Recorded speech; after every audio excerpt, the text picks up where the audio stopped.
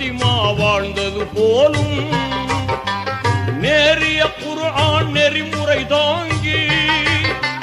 நிதமும் வாழ்ந்த வலிமார் போலும்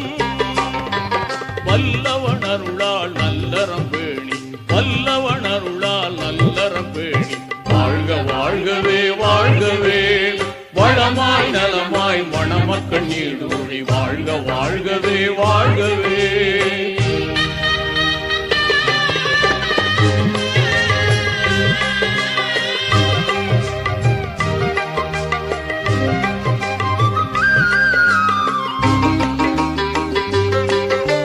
நீண்டாயுளும் நிறைந்த செல்வமும்